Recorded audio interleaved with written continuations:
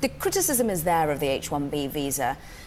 It's misused. Cheap labour programme is what Donald Trump himself called it on the campaign trail. You've actually written in The Entrepreneur about this at length. And is it the case that it's being misused to a certain extent? Yes. I think there's clear evidence that the minimum wage requirement under the H-1B at the moment, which is around $60,000 a year, is well below the average salary that software engineers, particularly in the Bay Area, particularly in the technology industry, would be earning at these companies. So there is a great business model here for the outsourcing companies. They can sponsor lots of these applications, bring people in on these wages. But this harms the Bay Area in particular because the odds of the companies out here being able to win a H-1B sponsorship go dramatically down. And so, Michael, there's the argument to a certain extent that actually startups looking for talent are drowned out. They're not able to find the talent through H-1B visas. But your concern here is that if we lifted that minimum wage, we'll actually see a skyrocketing in the amount that are being paid at the moment and maybe pricing some companies out potentially? Well, I think that if you're going to compare what a startup has to go through versus one of the big tech companies, you're going to see a very different look at the kind of people that they can hire. And as soon as you work to level this playing field, you're really going to see a big challenge ahead of us. And I think that, overall, part of what's not being said in this conversation is this is not just about tech companies.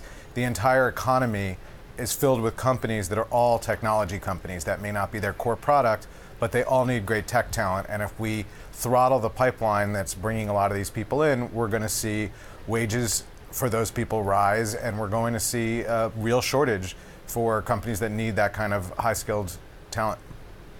So, Haj, there's a case of throttling here being made by Michael, but you feel that there is a way of changing the H-1B visa that could work to everyone's advantage? Yeah, so I think Michael had a couple of good points there. Like one, in terms of sort of startups and big companies, they obviously don't have the same financial resources, but if we look at the specific proposals that are being put out there, the minimum wage requirement being up to either $100,000 a year or $130,000 a year.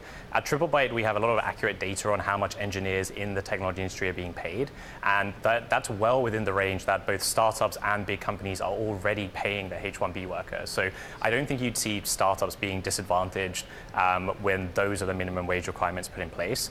The throttling and different industries is a fair point, and I think these are the kinds of issues that should be debated. I think the idea of a minimum wage requirement for the H-1B is valid, and adjusting that potentially by industry and carving out different requirements for different types of work is something that is worth discussing and exploring more.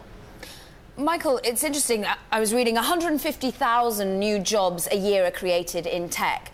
Well, do you really need 85,000 visas to help fill that? Is really the talent pool in the United States coming out of the university so small that you need that 85,000 to fill the 150 places? Sadly, it is. Of that 150,000, there's a shortage of about 110,000 a year.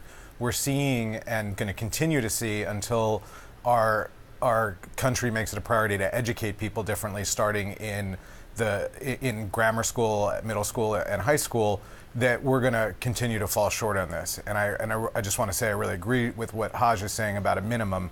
There's no downside to that. That ensures that the jobs are going to the highly qualified people, and it's not taking away a job that could be done from someone here. So I just wanted to add that I agree with that point wholeheartedly. So it sounds like both Michael and yourself, Haj, are really talking about the need for this to be debated, not suddenly rushed through in any particular way. We need people at the table discussing this with Donald Trump and indeed the Congress and the Senate. But what about your client's response thus far? Not only to that, but the Trump travel ban as well. Are we starting to see people fearing to come and find jobs in the US? Yeah, unfortunately, again, at TripleByte, we absolutely are. So we get applications from engineers across the world, specifically from ones that have special visa arrangements with the US. So Australia, Canada are both examples of countries where they have visas that make it easier to get into the US to work. And we are already seeing candidates begin to pause their job search. So these are countries not affected by the travel ban, but they are worried about moving here while there's so much uncertainty.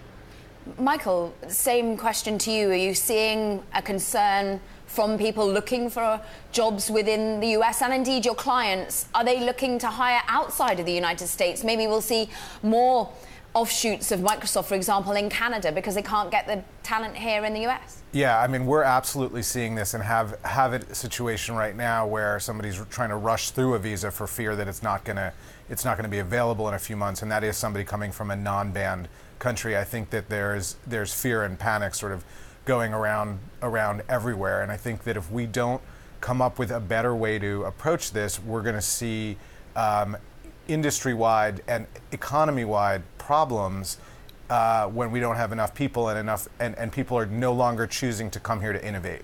I mean, there's a story floating around now about a gentleman from India who could not get a visa and ended up forming what is now a $7 billion company in India because he couldn't do it here.